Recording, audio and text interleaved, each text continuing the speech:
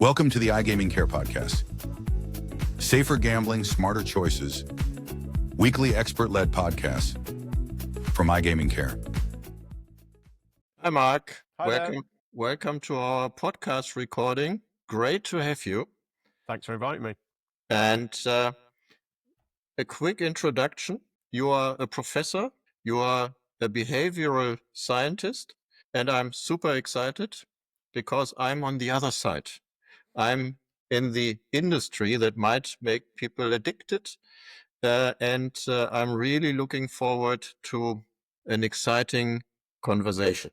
Well, thanks. And let me start with a story.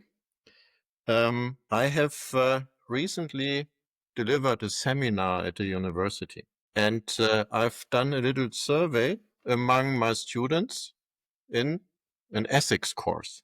And I asked them, what is your attitude towards gambling? Should it be forbidden? And 75% of the students said, yes, it has to be forbidden. And then I asked the same group, how many of you have played for money online in the last months? And also 75% said we played. So my feeling is everyone thinks, I'm not endangered, but I have to protect others. So this is your area of expertise. How does this addiction work? What makes people prone to it, and how do they fall into the trap?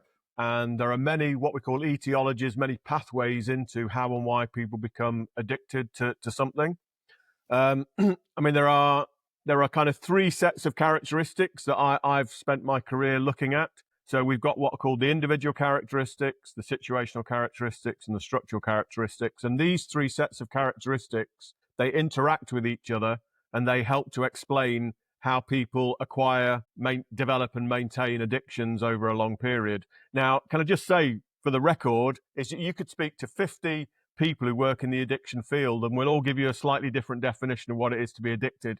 Okay, so addiction is a really complex area, Yes. and biologists might explain addiction differently to myself as a psychologist, who might explain it differently as a sociologist. And that's one of the reasons I'll be in a job for life, because addiction is a really complex area. But going back to these three sets of characteristics that I talk about, when we talk about, I mean, you use the word predisposition there, and it's quite clear that some people do have what we call biological or genetic predispositions. There are some people that might have particular personality characteristics that make them more predisposed towards developing an addiction. So there might be things like people who have what we call high neuroticism, people who have low conscientiousness. We find that there are specific personality characteristics we know that are associated with addiction.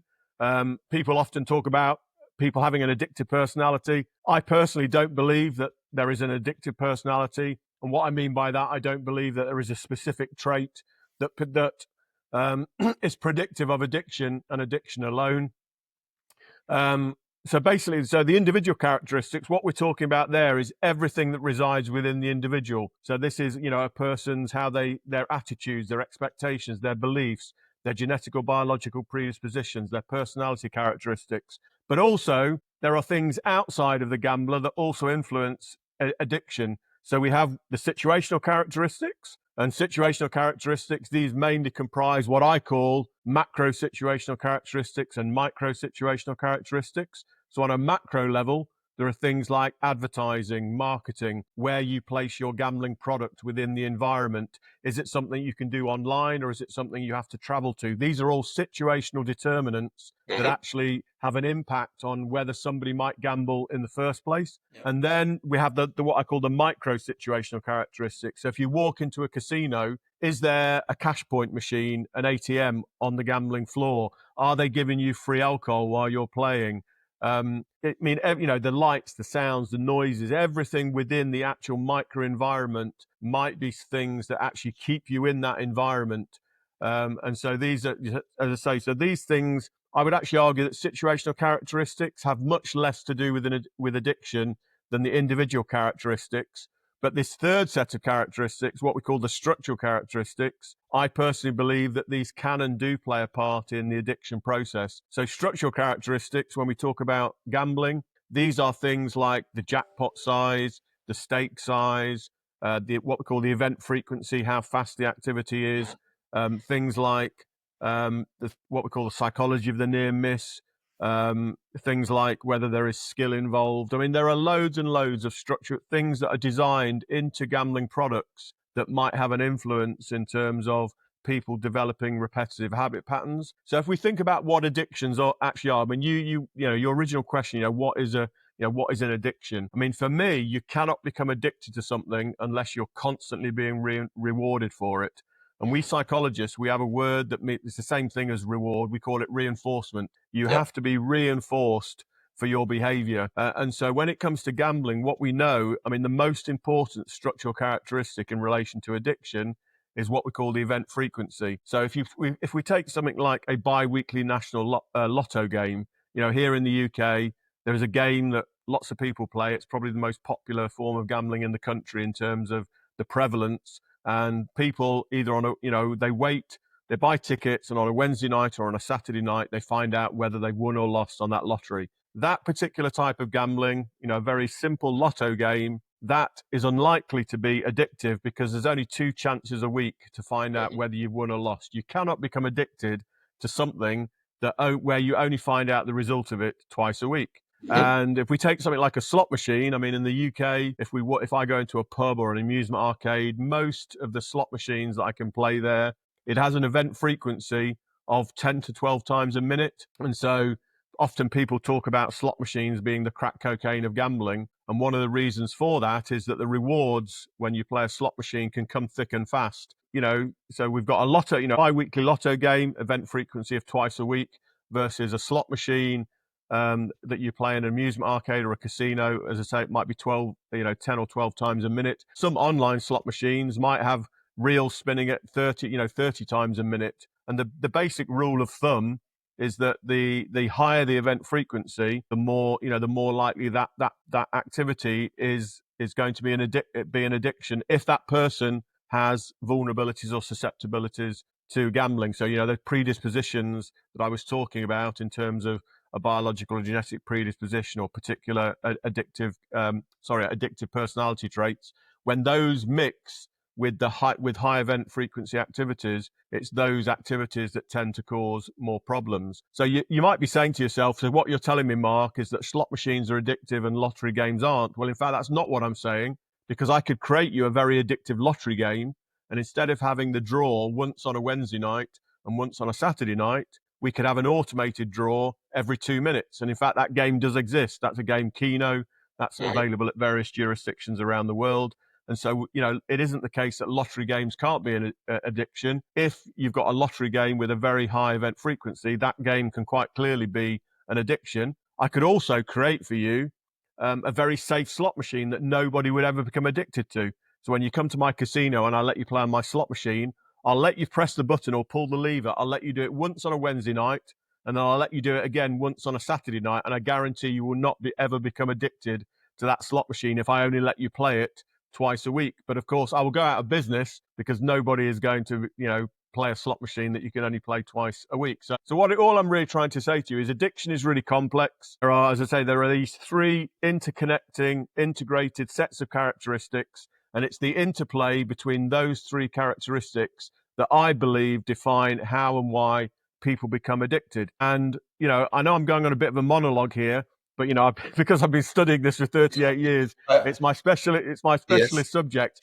And I'll just say one more thing about, how I define addiction, because as I said to you before, is, even 50 psychologists who work in the area, we're going to give you a different definition of what it is to be addicted. And for me, addiction is something that is when we talk about a behavioral addiction, we're talking about something that doesn't involve the ingestion of a psychoactive substance. It's something that completely takes over people's lives. They lose control of that particular behavior. And I personally believe that all addictive behaviors comprise 6 particular characteristics, what I call 6 components. And if any behavior, I never look at a behavior and say, oh, that behavior can't possibly be can't possibly be an addiction. If people say, can people become addicted to eating a particular food? Can they become addicted to social media or video games or work or sex? As far as I'm concerned, if the reward mechanisms are there, if you can be constantly reinforced for that behavior, there is no theoretical reason why people can't become addicted to any particular behavior.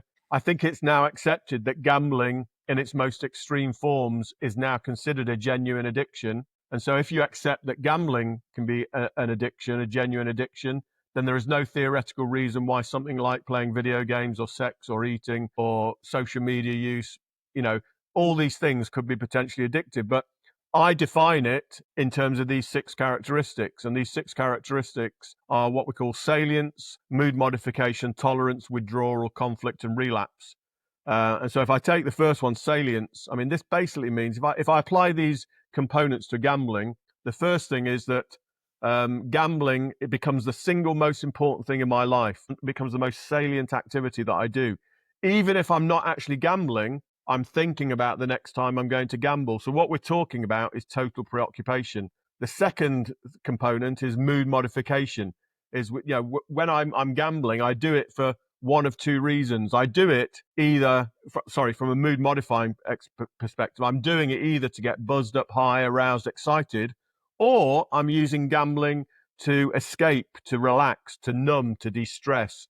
And in fact, people can use gambling even at different times of the day to get different mood modifying experiences. And then we've got this, what we call tolerance, this idea that over time, I need to gamble more and more, spending longer and longer periods each day, gambling with bigger and bigger amounts of money. And then we've got withdrawal symptoms. I mean, if somebody engages in an activity, a lot of the time, and then when they don't engage in it, they don't have any withdrawal symptoms. To me, that's not a genuine addictive behavior. So I would expect somebody who is genuinely addicted to gambling, if you can't gamble for whatever reason, is that if you're prevented from gambling, or you're an online gambler and the internet goes down and you can't gamble, is you will experience psychological withdrawal symptoms. You'll become more irritable, more moody, more anxious, more frustrated.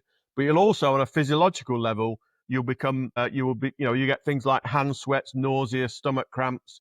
And these are genuine. So even though this is a psychologically based addiction, you can still have physiological reactions as a result of that.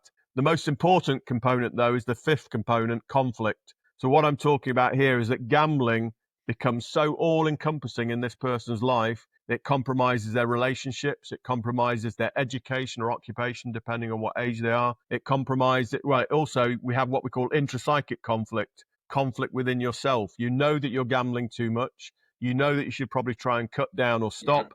You feel unable to do so, and you experience a subjective loss of control. And then finally, we've got relapse. And this is the idea: if I have managed to give up gambling for 2 days, 2 weeks, 2 months, or even 2 years, is that when I start engaging in this activity again, I go straight back into the addictive cycles I was in before. And for me, you have to fulfill all of those 6 components to be characterized as being genuinely addicted to something. And by my definition of addiction, actually, very few people are genuinely addicted. There might be people who fulfill 3 or 4 of those criteria. And I would, in the case of gambling, I'd call those people problematic gamblers rather than being addicted gamblers. And the last thing I'll say on this, and I'll let you ask me more questions. People always ask me, what is the difference between, if you like, a healthy, excessive enthusiasm and an addiction? And for me, it's very easy. Healthy, excessive enthusiasms add to life, and addictions take away from it. And on that very simple rule of thumb, most people are not addicted to the activities that they engage in. Thank you for the insights, Mark. What I find very, very interesting is that you point out that the frequency of your activity is more important than maybe the $1 million jackpot in the end that you can win once a month. And that to me is an interesting thing, because we have exactly this debate in the country I live in, Germany. So we have what you say, we have limits for slot machines. Yeah.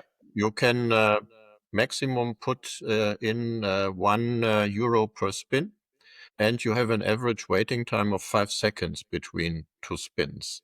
Yeah. So, and if you look at it from a mathematical point of view, from a probability, you have, let's say, a 90% return to player. It takes you about 14 hours to lose €1,000. And there's a debate, if people are not happy with that, do they go into the unlicensed market where you can bet more? But when I understood you correctly, the trigger is that you can basically win something again and again and again. It's not the €1 or the €2 that you can bet. It's that you can constantly play and have this thrill. I think that, if I understand you correctly, Yeah, that's but what I'm saying is that this lottery thing where you, let's say, inactively have to wait for a couple of days if you won or not. So what I'm saying is that there are, in fact, we did a review. We found that there were over 70 different structural characteristics, things that people actually can be designed into a particular game. And obviously it depends on what game and what structural characteristics it refers to. But things like jackpot size is important because this is what we call an acquisitional factor.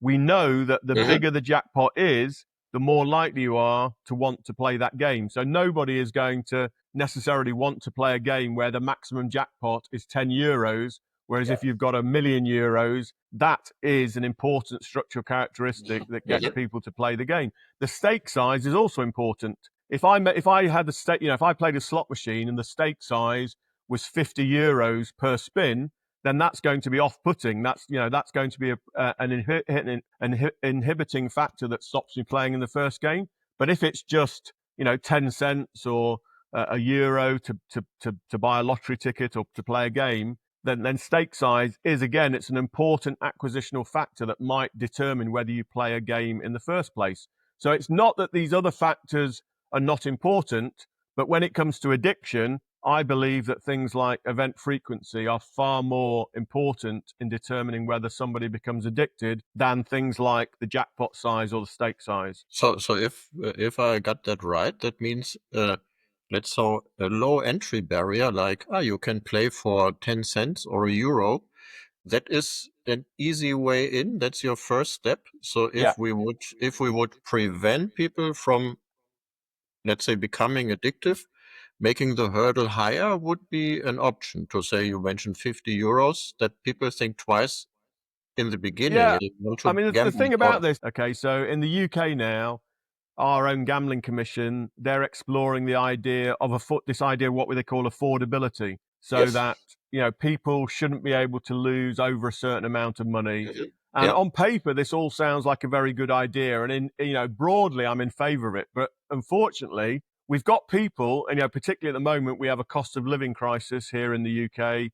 And there are lots of people who are just living on the breadline. Our energy bills are more expensive than they've ever been before. Somebody even spending the equivalent of €2 buying a lottery ticket. Let's just say you've got somebody who once a week decides they're going to just buy one lottery ticket a week. I mean, that, as I said, I just told you, that activity, if you only do something once a week, that's not going to cause you, you're not going to develop an addiction from that. However, for somebody who has got no money, who really has got very little disposable income, even spending €2 or €3 a week might be something they can't afford. That could actually still be something that's problematic to that individual, because they're spending money they really haven't got.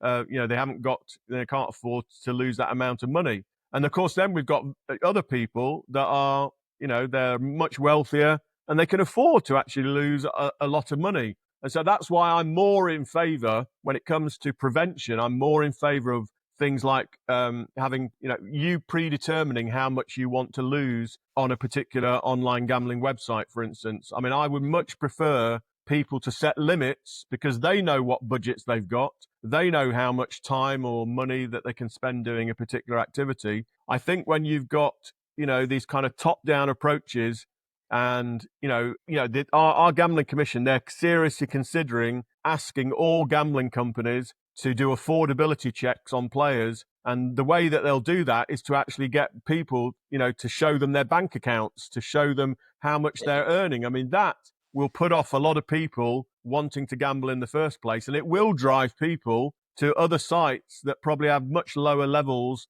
of social responsibility and player protection and harm minimization. And like so things like black markets, which I don't know a lot about. I don't do any research on black markets, but we do know there is a black market out there, and people, if we've got very restrictive practices that actually stop people wanting to even gamble with a particular operator in the first place, then they're going to go to places where they feel they don't have to, show people their bank accounts or tell people what their salaries are.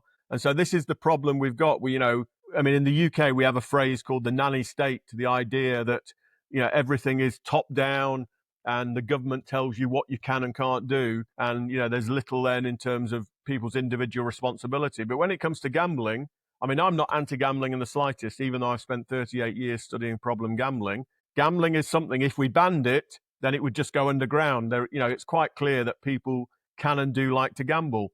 And so quite clearly, that's why we have regulated gambling operations all over the world, because people quite clearly do like to gamble. If you're an operator, then you do have a duty of care to your customers to try and protect those customers. But I think, when it comes down to changing things like the speed of the reels and the amount that you can put in, all of these things might have small protective benefits for the person that's playing. But really, it should always come down to the fact is that gamblers themselves do have some individual responsibility for the activity that they're engaging in, even though we know that for a small minority of players is that gambling can be an addictive behavior. But for me, we've now got lots of tools that, particularly online, that gambling companies can use, and I think that these should actually be mandatory rather than voluntary. And I do personally think that for any type of gambling activity, it should be mandatory that you as a gambler set particularly a money limit on what you're prepared to lose, either in a day, in a week, and in a month. Because if you set those limits, then you can't possibly develop a problem with gambling if you put those limits in place. Yeah, could not agree more. I find it a bit delicate to say we check what can you spend and compare it to your personal wealth or your income. What I find more important is to look at the critical factors. How often do you play? What is your frequency? Do you feel lost? Do you go into other areas if you cannot gamble? So as a player in this industry, and we are an affiliate, we advertise, and we try to offer potential gamblers a self-test. We even are putting up a chatbot, which is now possible, and say, hey, tell us about yourself. How often do you play? All kind of these questions that you brought up, what makes people addicted. And for me, that's the other way. Rather than capping what you can spend by saying you cannot afford it, it's the assessment of how risky is it that you go into this addiction. And here my question to a behavioral scientist is, do you think how realistic is it that you get sound results when you get people into, I do a self-test and I answer questions or I talk to a chatbot? So I don't have the illusion that somebody spends hours to do that. But if we offer something that takes 2 minutes or 5 minutes, is that enough to realistically come up with a warning sign like this wildfire danger signs in the forest? Today is not your day to play, or you are okay? The problem with any kind of self-test is that any questions people can, they have what we call social desirability biases, and they might not be totally honest when they're filling out questionnaires. Mm-hmm. I would say that if you honestly, there are lots of different screens for problem gambling, okay? And, even just the simple question, do you think you have a problem with your gambling? Mm-hmm. If you honestly answer that, then there's good validity that question is something that, if you add that on your site, do you think you've got a problem with your gambling? And if you answer yes to that question, then you take, as an operator, you decide, well, I'm not going to let you play my games. Mm-hmm. Then that's perfectly okay to do. But unfortunately, a lot of gamblers don't necessarily think they've got a problem. In fact, it's other people around them that will probably spot they've got a problem before the gambler themselves. But, most kind of self-diagnostic tests that you find on obviously lots of online gambling operators now do have self-diagnosis, little Yep. test questions. They are, that they can be helpful as long as people are honest. And, I do research myself. We do big, large-scale epidemiological studies, and we, whatever particular gambling screen we're using, we're always making that assumption that people are answering these questions honestly.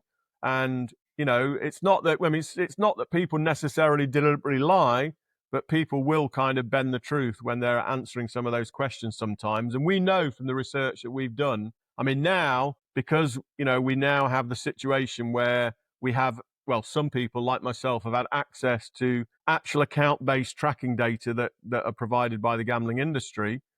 If, what we've actually found in our research is there is a mismatch between what gamblers say they do and what they actually do.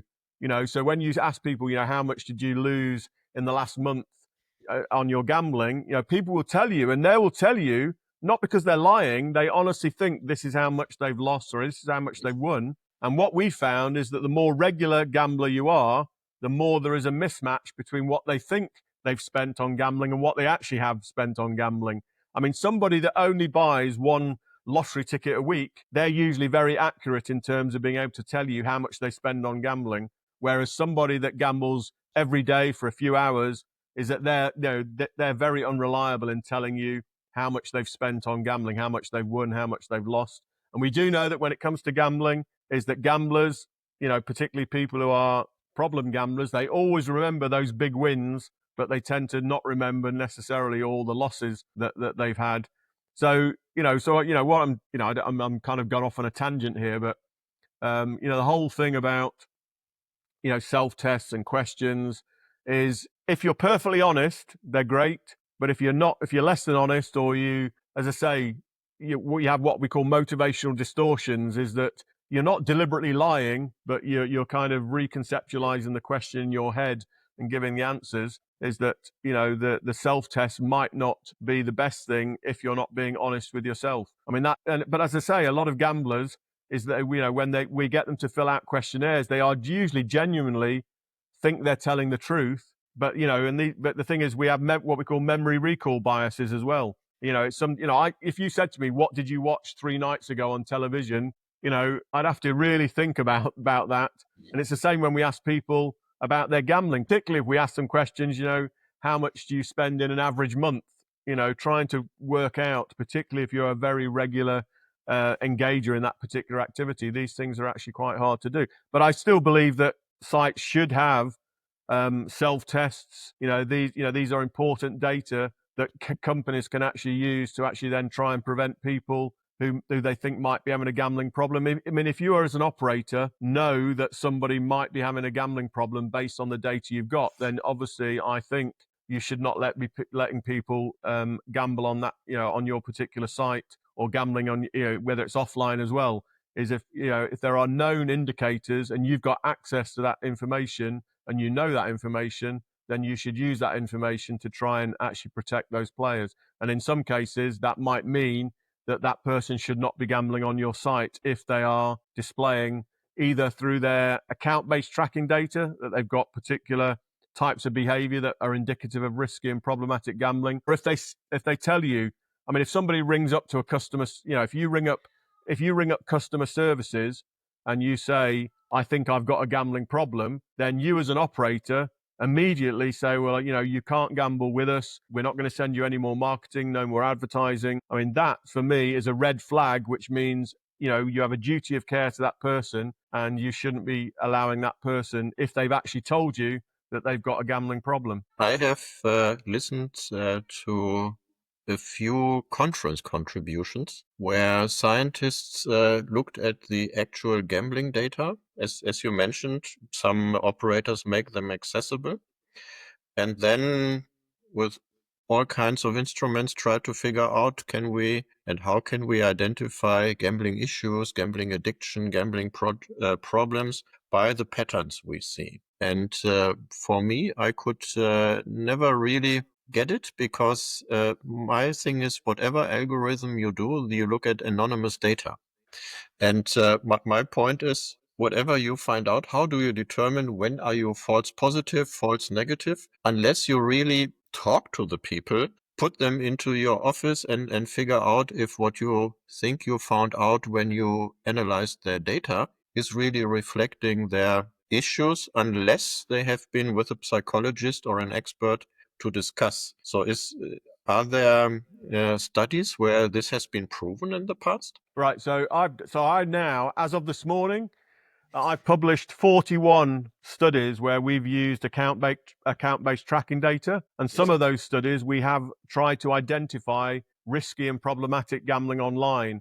And I do think there are key indicators online that may be indicative of risky and problematic gambling. And the more of these activities that you simultaneously have online, the more likely that person is to be a problem gambler. So things like, so if we know that somebody is spending over 4 hours a day every single day on our site, that in and of itself does not mean you've got a problem. Okay. However, we know that being totally preoccupied and spending a lot of time doing an activity might be an indicator of problem gambling.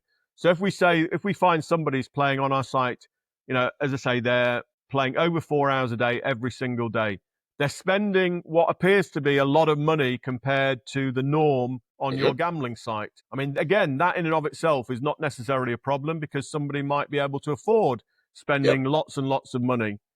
If you're somebody, so if we've got activities like you constantly reload your wallet during a gambling session. Now, I can tell you now, based on our tracking data, we only find that behavior tends to happen at the 99th percentile.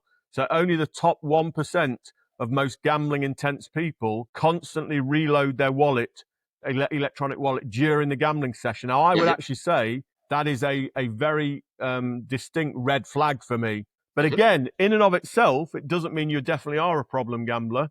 But if you are somebody that, constantly reloads your wallet, you spend a lot of time each day, you're spending lots of amounts of money, and then we combine it with things like, are you constantly hitting the limits? If you set your own deposit limits or spending limits, are you constantly hitting those things? There are things that we can look at online. We also know, for instance, problem gamblers, when they've won big amounts of money, they don't tend to take the winnings. If I was playing online and I won €1,000, I would just then, great, that's fantastic, I'm going to take that money, I'm going to stop gambling, and I will enjoy that win. Problem gamblers don't do that. Problem gamblers will actually either leave that money in the account and they'll start to re-gamble with that money and eventually lose it, or they will take it out, but then within a very short time, maybe half an hour later, an hour later, they basically put that money back into the account and they start gambling with it again. So again, that behavior of not taking your winnings in and of itself does not say you're a problem gambler. But when you add all these things together and you've got 6 or 7 of these indicators, I think we can come to a position that companies can say, actually, we think this is this is definitely risky gambling, and it might be indicative of a problem gambler, if you can show that all of these actual online behavioral markers of harm are occurring simultaneously. So I do believe it is a mixture of, to really find out whether somebody really has a gambling problem. You don't know for 100% whether just looking at their online play, someone definitely is a problem gambler. But I do think with somebody having lots and lots of what we call these markers of harm, I think, the number of false positives is probably going to be very, very small, but you can't rule out the fact that you might be classing somebody as a problem gambler and they're not.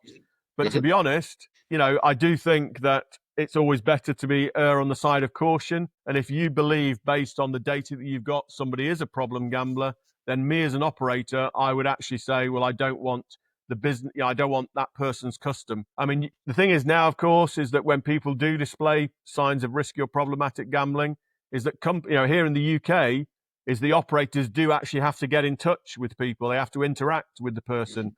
This might start off with a text message or an email, and that might be then escalated to having a telephone conversation with that person. And that, as I say, it is getting that mixture of both objective account-based data with the more subjective data from the player themselves. So you can never get a complete picture without speaking to the person and that objective data on its own. But but both of those independently, if somebody, as I say, if you talk to somebody and the way that they answer your questions seems to be indicative of problem gambling, is that you know, as we as a psychologist, if we're in a one-to-one interview and we're interviewing somebody about whether, you know, trying to diagnose whether somebody is a genuine problem gambler, is that we can do that on the information, the subjective information that people give us alone.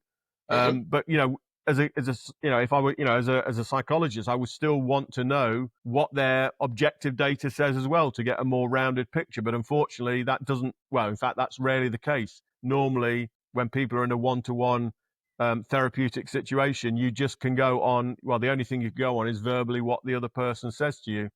But of course, if you also had access to their actual gambling data as well, then, you, as I say, as a psychologist or a psychiatrist, you would get a more rounded picture of what people are doing. But the more data we have, the better it is. But I do personally think that risky and problematic gambling can be identified online, but you can never take it from one indicator. There has to be 6, 7, or 8 different indicators to truly get a big picture of whether somebody is genuinely addicted or not. Okay. So in a nutshell, you can get so much evidence out of player data that the results are sound enough that it's justified to act, to contact them, and I would agree, if you have the odd false positive, that should not stop you from dealing with the issue. So that's a good point. We can't not do something because we think this person might not have a problem. You've got to take the attitude as an operator and your duty of care. I mean, the thing about problem gambling is, you know, problem gamblers in the long term, that it's not sustainable. It's actually not good for long-term business. I mean, again, I'm not a marketeer. I'm not somebody that runs a business. But if I was running a business, what I would want is, I would have I'd want my customers to be coming back to me again and again and again. I'd want long-term retention. I would love to have a customer that's, you know, when they first come to me, they're still buying my product 40 years later. The thing about a problem gambler is they have very short shelf lives. Okay. They may be with you for 2 years and then they never ever gamble again, you know, and, you know, in terms of your lifetime customer value from that player, is that's not, you know, what you want ideally is lots of players, lots of, you know, if I was running a gambling company, you want lots and lots of players spending affordable amounts of money every week or every month, but playing with you over a long, long period. And unfortunately, in terms of sustainability, problem gamblers and addicted gamblers is that, you might make a lot of money off them very quickly, but in terms of, you know, their lifetime customer value, is that you're not, you know, it's not going to be good in the long run. It's just not sustainable. And that's why I do believe that in the long run is to run a sustainable gambling company is you've got to have a product that people engage and enjoy the product you have and come back to you again and again and again on the basis that they want to do it over a long, long period of time, not just 6 months or 12 months. I can only underline that. I'm convinced that everyone who is doing a business in the licensed legal gambling market must work on having trust in this industry, make sure that the reputation is okay-ish, and you play a different game than, let's say, illegal operators who can maybe hope for the one high roller who spends millions. This is simply not possible in the licensed market. So you need people who reliably come back. And this brings me to an interesting psychological question from my point of view. The reputation of this gambling industry, online or land-based, is a bit shady. You hear words, where are they? Do they pay tax? Is there money laundering? Is it morally okay? And I sometimes think, with this reputation, is this like something where people say, oh yeah, it's so shady, I don't do it? Or is it a bit like Adam and Eve and the forbidden fruit, that people say, well, it's not allowed, so I push the envelope a little bit and try. So what does a behavioral scientist say here? Would an improvement of the reputation be better or worse when you talk about gambling addiction and people trying it? Okay, well, I've got a colleague called Nelson Rose. He's actually a lawyer, and he talks about gambling as an activity that historically it was a sin, then it became a vice, and now it's a socially acceptable activity to do. And I do believe that gambling has become normalized, and because gambling has become normalized, it's seen as socially acceptable. Now, there are some people out there that are just anti-gambling in the same way that some people are anti-alcohol, anti-cigarettes, lots of other consumptive industries where people can develop addictions to their particular product. Now, my line is, as I say, I'm not anti-gambling in the slightest, and I do like the odd gamble myself. I'd be a hypocrite to be anti-gambling. I do believe people need as much information about particular products and particular games so they can make an informed choice about whether they should gamble in the first place or not. But for some people, the fact that something is perceived and I would actually say in our country, I don't know about what it's like in Germany, but gambling gets a bad press in the media. There are lots and lots of stories, and gambling is inherently seen by the media as a bad activity. The thing is, of course, is that more people probably gamble than don't gamble, particularly if you include lottery games. Okay, I mean, I know a lot of people don't consider the lottery to be gambling. I know I've done it with surveys. You ask people the first question: do you gamble? No. Second question: do you play the lottery? Yes. So it's quite clear there's a mismatch between what some people. You buy a raffle ticket. Buying a raffle ticket. I'm sorry, that is still gambling, but quite clearly some people don't. People have. They put gambling activities on a spectrum, and in the UK we used to have this difference between what we called hard gambling and soft gambling. So soft gambling was lotteries and bingos, and whereas hard gambling was casino type games and sports betting and what have you. But of course the structural characteristics of gambling have changed, and so this idea between hard and soft forms of gambling actually have kind of blurred together now, because things like bingo is a game that you can gamble again and again and again playing bingo. It's actually a high event frequency activity, and online we do know there are people who are online problematic bingo players because of that. But you're going back to this idea of there will be quite clear if something is a bit forbidden, is it's like Oscar Wilde said, there's only one thing that I can't resist, and that's temptation. And that's the thing it's a good one. With gambling, for some people, because it's got an image of being, a vice more than a socially acceptable activity, that might actually make it more appealing to some players. And in terms of particularly adolescence, we know that when people start going from being a child to adolescence through to emerging adulthood, is that gambling is an activity is one of what I call these risky but rewarding activities that adolescents find exciting to do. And what we tend to find is adolescents have what we call this risky lifestyle cluster of behaviors. So things like illicit drug use, drinking alcohol for the first time, smoking cigarettes, having sex for the first time. These are all things that tend to co-occur when people are developing from adolescence through to being an emerging adult. And that thing, gambling, because, if you put an age limit on something, as a 15-year-old, being able to engage in an activity where you should be 18, that in itself becomes an attractive thing that they want to do because they're being forbidden to do it in the first place. That's why when you're 15, being able to drink alcohol, smoke cigarettes, engage in illicit drug use, gamble, these are all activities, because they're activities that should be or are legislated that you can only be an adult to do those activities do themselves become more attractive because of the illegality of the nature, because you're young. Obviously, when you get older and you're legally allowed to do them, is for some people, gambling will still be something that's a totally socially acceptable activity to do, and they'll have no stigma in doing it.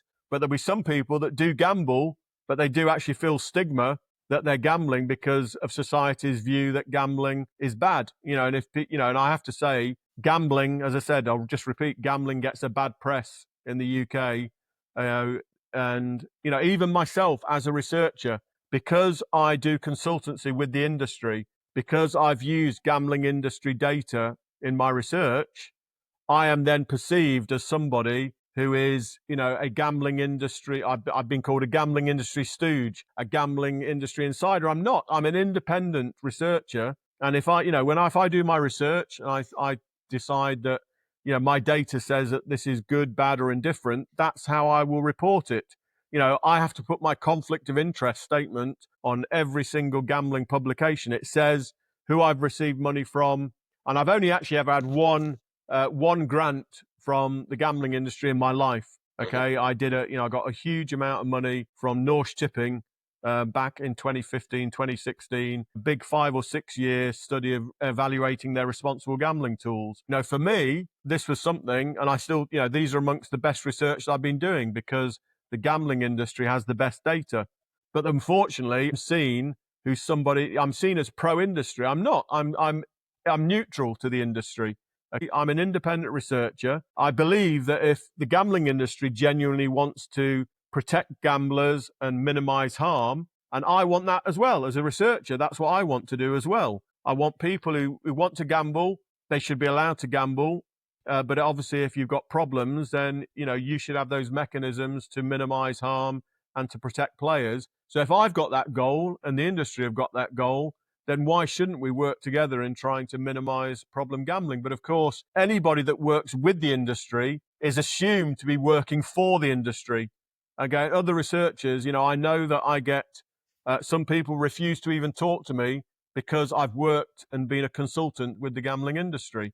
But for me, if we don't work together, then how? I'm sorry, is that problem gambling? You have to, you have to have research and data to actually then inform the industry about what they should be doing. Okay, and I personally think that doing research, I've been doing it for 38 years now. I do think that I'm duty bound to put a conflict of interest statement. But if I'm a researcher, I'm anti-gambling. Being anti-gambling will actually affect how I write that paper up. How I report my data is going to be driven by my own personal attitudes for what I feel about gambling. But none of us, we're never asked to put whether we're pro-gambling, anti-gambling, gambling neutral at the bottom of our papers. Yet, if we take money off the industry, as I say, which I've only ever done once, but even if you've done it once, that unfortunately, that's a black mark against your name for life as far as some other researchers are concerned. That the point is that your attitudes are, is more important, I think, than who you've taken money off. But also, why is it that, I've had money from charities, from funding councils, from the government, and from the industry. Now, I can tell you now that, when I've done work for government agencies and for charities, is that they've actually been far more interfering with what I can and can't put in my papers than the work that I did with Norse Tipping. Norse Tipping never once said, no, Mark, you can't publish that. We had that the contractor we signed, and my university would not have signed a contract if it said I could not independently publish that data. Okay, so, the idea that, we're all, if you've got a link with the industry, that has to be reported. Whereas if you've had money from a government agency or a charity, you don't have to report that, even though those funding bodies might actually have more interference in terms of how you can report your work than the gambling industry. That's a good point. So I think there's confrontation. So when people look into the industry from the outside, many of the industry members have this feeling like the others believe they are only irresponsible people who want to squeeze the last out of their players. And I met so many people who are responsible, who do a proper business, who raise their children properly. And I don't think that everyone in the industry needs to be, let's say, confined by nanny rules. And on the other hand, I hear from the industry that, let's say, the scientific world is in a position to say gambling is bad. We have to protect players. And I sometimes have to smile when I read scientific reports that start when they describe the size of the market. And the first sentence is players lost X amount of money over the last year. That's psychologically, to me, a very different state to say the business volume of this market is X amount of money. And there are so many subtleties where I think both parties are already in their trenches and have Andreas, yes. you're absolutely in Great Britain. So what we found is that around about 0.5% of Great Britain people at age 16 or over were problem gamblers. Okay, now we wrote our papers up, write our reports. 0.5% of the Great British public are problem gamblers. Now, somebody who's reading that report can actually then use that. So instead of saying 0.5%, it will, in the newspapers or in the media, it will say, report says 500,000 people are problem gamblers, because that's right. Is 0.5% of our British population is around about 500,000 people. So reporting it like that, by reporting the big number of 500,000 people versus 0.5%, is quite, even though they're exactly the same thing, is that how you report it gives a different, different spin on what you're saying. Also, is that our press, we do those reports and we say that these people are problem gamblers, and problem gamblers are defined typically as anybody who scores above a certain number on the particular screening instrument that we've used. But what the media do is they turn the word problem gambling into gambling addiction. So it's that 500,000 people are gambling addicts. And in fact, that's never what we said. Was that 0.5% of the population were problem gamblers. Problem gambling is not gambling addiction. Okay, even though all gambling addicts are problem gamblers, not all problem gamblers have a gambling addiction. Gambling addiction is right at the very far end of the spectrum. Now, I'm not trying to in any way minimize problem gambling. Problem gambling is a serious problem. People who have problems with their gambling, have relationship problems, financial problems. It can interfere with, say, with their education, occupation. So I'm not trying to dismiss it, but problem gambling is not the same as having a gambling addiction. And some people who have have gambling problems, some of the problems are things like relationship problems. Is, for instance, you're constantly having arguments. You're constantly having arguments with your partner because your partner thinks you're spending too much on gambling. You're somebody that has no problems with your work. You can afford to gamble. But unfortunately, because your partner is anti-gambling, is that you're constantly having arguments and getting, just having trouble at home, not because you've actually got a problem with how much you spend or with what your work you do. It's because it's causing trouble within the relationship, because your partner, your wife, thinks that money should be actually going on other things for the house. And that's a perfectly okay thing to do, particularly if you don't have much disposable income.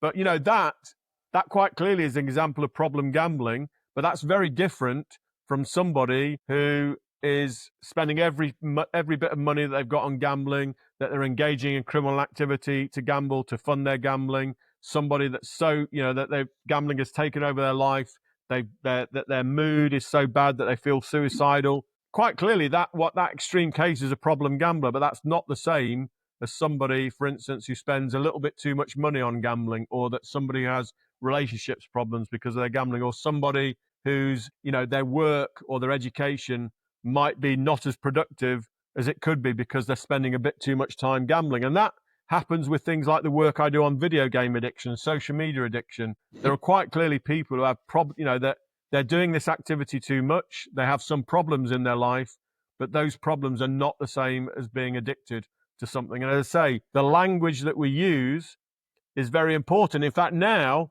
in academic papers in gambling journals, I'm not allowed to use the word problem gambler anymore. I'm now supposed to say an individual with gambling problems, is we now have to use what we call person-centered language. Yes. Okay, we can't say a gambling addict. We have to say a person with an addiction to gambling. Now, to be honest, I'm not sure whether that's right or wrong, because actually some people, particularly when they're labeled as having an addiction, that actually then makes some gamblers will say, they'll say it's not my fault. I'm an addict, and they actually use that language as a justification for their particular behavior. In fact, some people will use that as a way to absolve themselves of responsibility. But you can't do that in gambling.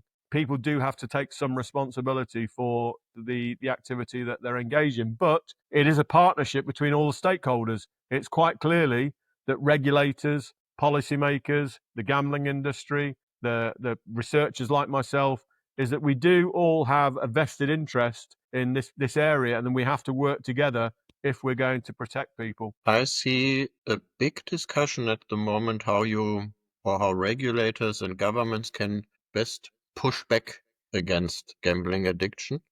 And one topic is advertising. So especially during big sports events in Germany, we had a huge discussion.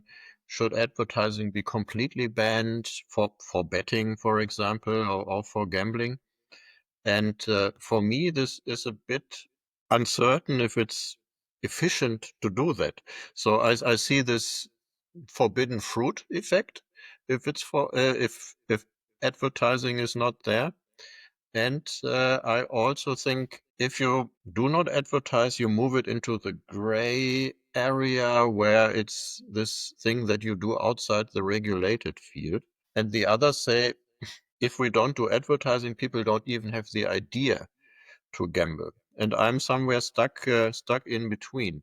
So how do you see that? Is advertising doing bad things, or is it directing people into where they should play, where it's regulated? Okay, well, the first thing is that, so I personally, I've actually done quite a lot of research on advertising and problem gambling. And in fact, I've probably published as many papers as anybody in the world on this area. Yeah. But again, like addiction, advertising and marketing is a very complex area. Yeah. Right. When it comes to advertising, if we take things on a global level, so in the UK, since our Gambling Act was introduced in 2007, we have seen a massive increase in the amount of gambling advertising. So, there are estimates that there's now like 800% more advertising than there was 15 years ago. Okay. So we now we see gambling being freely advertised on television all the time. We have, and if it's a sporting event, you just mentioned sporting events. I mean, normally in the UK is that for, if you like, the hard forms of gambling, slot machines, casino gambling, poker, is that they're on television, for instance, you can only advertise those after 9 o'clock at night. We assume that that's an adult audience watching those particular programs where the adverts are being shown. For sporting events, and I'm my family, my 3 kids, we're all very sporting, watch lots of sport, is that advertising is allowed either side and during sporting events. Okay, so particularly football is that, on a Sunday or a Saturday afternoon, even at 11 o'clock in the morning, there are advertisements for gambling. Now, on a global level, even though in our country we've seen a massive increase in the amount of advertising, what we've not seen a massive increase in problem gambling. And in fact, problem gambling in the UK has been pretty much the same level for the last 20 years or so, even though we've had a massive increase in gambling advertising and gambling marketing. Based on that kind of global level, you would argue that actually advertising isn't having an effect. Well, that's not. Now, the thing is, when you take it to a micro level, if you ask problem gamblers about gambling advertising, what they will say as a problem, if you've got a gambling problem or you're one of the small minority with a gambling addiction, is that when you see an advert on television or an advert pops up on your social media, you do get an urge or a temptation to gamble. Is that, we have to, so the point is, for people that already have a problem, gambling advertising and gambling marketing is actually something that can actually, trigger gambling in those particular people. So even though you might not be increasing the prevalence of problem gambling, for the people who have a problem already, gambling advertising and gambling marketing actually does make it worse for those particular people. So that's why, as an operator, if somebody is a known problem gambler and who self-excludes or who contacts the gambling operator and say, I'm a problem gambler, that's why you shouldn't send them marketing and advertising, because you don't want to trigger gambling urges and the temptation to gamble by doing those particular things. We are seeing at the moment around the world, in places like Italy now, they now have a block advert. There is no advertising for any forms of gambling, as far as I'm aware, in Italy. The thing again, I'm not anti-advertising, okay, and I think I don't like things like cigarette advertising on television. I mean, most people who have who advertise for alcohol and advertise for cigarettes and advertise for gambling, a lot of it, they would argue, it's not about necessarily bringing in new people. It's about getting people to gamble with your operator rather than that other gambling operator, and that's why I'm not anti-gambling advertise in and of itself. Because if you are a gambler, is you want to know whether a particular operator is offering good value and is advertising. It's like, I'm not actually anti things like bonuses. Okay, now if the bonus is for any player, whether you're a novice, a new player, or whether you're somebody that does it regularly, I'm not anti that. I'm anti bonuses if they are based on the amount that you gamble. I mean, it's a bit like the loyalty thing. If you are given more and more bonuses for the more and more you gamble, to me that there is, if you like, there is for me an element of being socially irresponsible there. But if it's just that you're making no distinction between a novice player and an experienced gambler, and the bonus is to get you to come to their site, as long as you've got responsible gambling measures in place and you've got those responsible gambling tools, I've got no problem with that. In relation to advertising and marketing, I do think that we don't want to be in a situation where gambling, marketing, advertising occurs to people who are underage. So we quite clearly have got to have rules around that. If we do have advertising, it has to be relevant to the audience we're trying to attract. And we've got a real problem now, particularly with social media. I don't know how many adverts that my kids are adults now, but when they were growing up, my kids would see things on YouTube, they'd see things on Facebook. Obviously now it's more Instagram and other types of site. But the point is that gambling advertising and gambling marketing is all around us now. And even though we can now, in terms of what happens in the print media, what happens on radio and television, that is, you can control to some extent the advertising there. But social media, I mean, that's the genie's out of the bottle there, trying to actually control what happens in a with the internet. I always say you're only as strong as your weakest link when it comes to when it comes to any type of online gambling. Yeah, let's just say one country decides to ban gambling. The thing about online is that's fine. We'll just go to a site where even though it's illegal in my country, it doesn't stop me doing it online. And that's the same with advertising and marketing. Is that it's really when you've got the whole thing about the internet, it's global by definition. So things like advertising and marketing and trying to restrict it are very hard to do. But my line is that I'm not anti-advertising, I'm not anti-marketing, but it shouldn't be. Whenever we're using it, we should be trying to protect people who are vulnerable, and the vulnerable do include problem gamblers, and it does include minors. And so so like you say, when you said that this is a very, very difficult thing to show. I mean, most there's been like 4 or 5 reviews now looking at the relationship between advertising and the prevalence of problem gambling. I think what that basically, as I say, it goes back to the point I was making earlier. On a national level, what we haven't seen are massive increases in problem gambling as a result of massive increases in advertising and marketing. But quite clearly, gambling and marketing advertising can actually have a negative effect on those people who are already affected. So what you mentioned an interesting point. We are in the digital world. Where are the boundaries and the borders? And actually, we have done research. We looked into keywords people trying to find on the internet that are gambling related. And we just looked into the German market, and more than 70% of the search volume is for offerings that are not legal in Germany. And it starts with words. So you're not allowed to use the word casino, because it could be misleading. You have to call it virtual automatic place. We are the world champions of long words, but we don't use it. Yeah. And you can, of course, follow the journey of potential players. And what often happens is they arrive somewhere at a page and see, we can't do it here. And then they find maybe a hint that says, well, if you are allowed to play depends on where you are physically located. And I'm still waiting for an advert for a VPN right below it. And for me, it's an indication that regulators are pretty helpless when it comes to enforcing it. And in my opinion, in the end, it's vital that people can make educated decisions, that they are aware of potential risks, but I don't really see a way to protect them and exclude them from all the bad things in the world. So this leads me to... So it's like anybody that wants to do anything on the internet can find it, okay? And like you say, if anybody who is internet savvy and knows about the internet and they know about VPNs, I've got friends in, for instance, Canada, and they watch British television.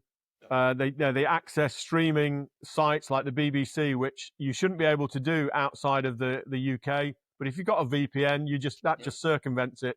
That can happen in gambling situations as well. It doesn't stop you. I mean, the thing is, if you want to gamble, there is nothing that's going to stop people gambling now. And of course, anyone with a smartphone now. I mean, we talk about trying to the numbers of casinos and betting shops, amusement arcades, and bingo halls. The whole thing about we've got too many of these in our town now. We don't want any more betting shops. We don't want any more casinos. Yeah. If you've got a smartphone, everybody is walking around with a casino or a betting shop in your pocket now. I mean, that's what the internet. I mean, I could never have imagined 38 years ago, when I first started researching gambling, that there'd be this thing called the internet. I would never have imagined that this would be something that people could gamble through their telephone. That was just completely unheard of. But actually, because I don't just research, I mean, if you look at my history of researching the addictions that I do, I mean, I started researching gambling addiction back in 1987.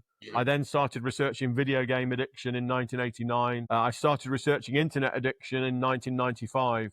Now, what became very clear very quickly for me, because I was researching gambling and gaming and then the internet, I realized very quickly is that the internet was going to be a big thing for gambling. And in fact, in 1996, I was the very first academic to write an academic paper on internet gambling and why it could be a potential problem. And it was based on my work on internet addiction. I've always said that the gambling industry and the sex industry, if there's a new technology, is that the gambling industry and the sex industry will find a way to monetize that particular, this particular new technology. And I published this very little 3-page paper back in 1996. There was not another paper in the area till 1999. It was another 3 years before there was a second paper on the kind of psychology of internet gambling. Now, of course, I mean, I realized very quickly is that the internet was going to be something that would draw people into doing lots of different activities, because I was doing work on gambling addiction, sex addiction, and gambling addiction, gaming addiction, sex addiction. I realized how important this thing called the internet was going to be. And of course, now, my children, none of them have known a world without the internet. Okay. These are, they're called digital natives. I call them screenagers. These are people now, we've got, children, adolescents, they live out their whole lives online now. Everything is done through the internet. Gambling is just what, now, we'll see in the next 2 or 3 decades is that there'll be far more gambling that's done online than offline, because people want accessibility. They want convenience. They also want the anonymity. I mean, the gambling, playing, being in an online casino online is very, very different psychologically from doing it face to face when other people are around you. And the thing is that, the whole online world has changed the situational structural characteristics of gambling forever. We can never go back to this world. Gambling is now a 24/7, 365-day-a-year activity. Historically, 20 years ago, the only way you could have gambled, round the clock, 24 hours, would be to be in Las Vegas, because that was the only place where there was gambling like that. Now, of course, through the internet, anybody can do that. And if you're a problem gambler, that is why the online medium is potentially dangerous if you're an online problem gambler, because it's very hard not to have a smartphone. It's very hard not to have access to the computer. So that's why responsible gambling tools, that has got to be the future in terms of player protection, because you can't stop people using the internet. You can't stop people using their smartphones, but you can make it mandatory for people when they come onto your site to set spending limits, to set time limits, we've done lots of research looking at whether mandatory play breaks work, whether limit setting works, whether personalized messaging works. I mean, all of these things, we're still in terms of data science, we're still at an early stage at the moment, but this is going to be the future, okay? We've got to accept that if you can do it online, people will do it online. And now, the children of today are the gamblers of tomorrow. They're more likely to be doing it online in the future than necessarily doing it at an offline casino or an offline betting shop. So we have to, in terms of player protection and harm minimization, we've got to use the tools that are available. And, that's why, people have said that online gambling is more dangerous than offline gambling. Well, to me, our data says it's only more dangerous if you're a problem gambler. In fact, if you know what you're doing, the online gambling medium can be actually a very safe environment, and particularly because the tools that you have online, you can't get most of these tools in an offline capacity. Yes, you can self-exclude offline, but typically you can't set spending limits or time limits in an offline casino situation. You don't have mandatory breaks in an offline situation, but in an online situation, these are much, much easier to implement. They're much easier for companies to use in that online medium. So, the whole thing has just changed now. As I say, when I first started nearly 4 decades ago, I could never, ever envisaged what we're like today. But I have to say, obviously, technology has made gambling easier, but we can also harness that technology to make gambling safer. I get the point, and I see the idea. But still, when you say, let's have some instruments in the online gambling, some mandatory thing, to me, this still requires that people play in an environment where this is in place. And since I'm German, we are the grandmasters of taxation. We even have a special tax for online slots. Yeah. So that means we have precise data. And over the last 3 years, the tax income dropped by 70%. And one could think that people play less, or one could think they play somewhere else. You're right. They're playing somewhere else. I think I go for the latter. Yeah. And with all this discussion we have, I don't even make a guess how much the black market share is. But in Germany, if you reside in Germany and play with an unlicensed casino, you commit a crime. And people get sued and people got fined. Still they play. And I don't really see a way to enforce all these protective things like a self-test, like data analysis, like setting a limit with operators and let's say companies in the market somewhere in an offshore surrounding. How do you want to enforce that they do all these things for responsible gambling unless they say, I have my individual set of ethics, I do it. And when you find the individual player, there are too many. You don't get them all. So isn't that the outcry to say we are doomed? Unless we lure the players into the licensed market, we have to give up. The regulators, the responsible gambling advocates, they are fighting a lost battle. Well, yeah, I agree with that viewpoint. It's a bit like the advertising. If you can use advertising to bring you to a responsible site that has these player protection measures, then that's better than people, gambling, in the black market. It's quite clear that you cannot stop people gambling. If you ban gambling, it just goes underground. That's why, you have to regulate, these markets, because we know people want to do these particular activities. And that's why, I know nothing about black market gambling. I don't do research on that.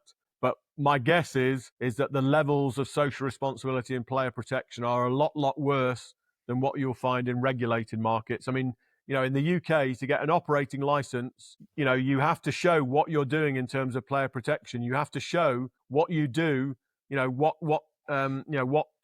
triggers, what red flags, what markers of harm you look for, our gambling commission will not give you a license unless you show them what you're doing in terms of, money laundering, in terms of what you're doing in terms of criminal activity, what you're doing in terms of responsible gambling and safer gambling. These things you have to show. But of course, in the black market, no, you can do whatever you want, and it's up, and it's you've got lots of there's lots of excuse me. There's lots of markets. I mean, there are people that are operating online gambling sites out in places like the Dominican Republic. And I know that, my friends that I work with in Sweden and Norway, they call them the pirates of the Caribbean, is that these are black market operators that are, they're not bothered in the least about whether they're ripping off players, whether they're exploiting players. They try to squeeze every last bit of money out of these players. And that's, we have to get, this is what you mentioned earlier, the issue of trust. I mean, trust is really important. Again, I do a lot of work in places like Sweden and Norway. Is you ask the gamblers, they gamble with the monopoly operators there. Norwegians tend to gamble with Norsk Tipping. Sweden, they tend to gamble with Svenska Spel. It's, they trust these operators. These operators, in fact, in Norway and Sweden, they have player cards. They're one of the very few countries around the world that if you want to play on any of their products, if you're going to buy a lottery ticket, you have to show your player card. Mm-hmm. When you play a video lottery terminal, you have to plug the player card into the machine. The thing about in Sweden and Norway is that they have the totality of your gambling data across all activities with that monopoly operator provider. And in fact, the vast majority of people in those countries do not tend to play with other operators. I mean, that's, I think, is maybe that's unique to Scandinavian countries. I don't know. I have to say, and I don't think a player card would ever be introduced in the UK. I mean, we don't even have we don't even have a national identity card in the UK. So, things like player cards, even though I do think they're a good idea, they're probably not going to ever happen in the UK. But you're right in terms of there's nothing regulators can really do to stop people going to black market sites. And the more that companies are made to do things, if these things are off-putting for the gambler to do, like, proving that you've got the money to do something, then people will just go to other unregulated sites. And that's not something we want. We want people to be gambling with reputable, trustworthy gambling sites who will actually have a duty of care to maximize fun for those who enjoy it, but minimize harm for those that unfortunately develop problems. Yeah, I think we are on the same page. I do not believe that you can fix responsible gambling and addiction by repressive means. Not in the age of the internet. On the other hand, I also believe you cannot make licensed gambling so attractive that everyone plays there. Even when you tax it, there will always be some people who say, I'm not going to pay that price. I will still play somewhere else. Yeah. So in the end, I believe it will be a compromise. You will never ever be able to protect everyone, but I also doubt that it's a good idea to, let's say, make the licensed market so unattractive that you refine the regulation while the majority plays somewhere else where they are not protected at all. But finding that way, not sure how that shall be resolved. No, I haven't got an answer to that, but it's quite clear. I don't have one either. Yeah. It's you can only die one death here. It's very difficult. Yeah. Okay, Mark, shall we stop here at this point? I'm happy to come on again, and we can talk about other things in another podcast. Have to do that.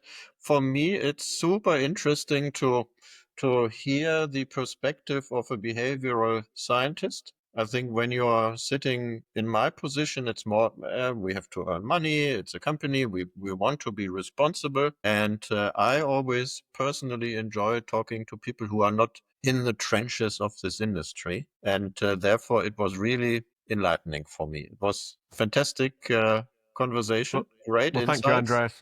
I've enjoyed it as well. I hope we can continue, do another one we are always happy to support your research with whatever we can do, like sharing what are people looking for and what is the effect and where do they go. And with that being said, a big thank you.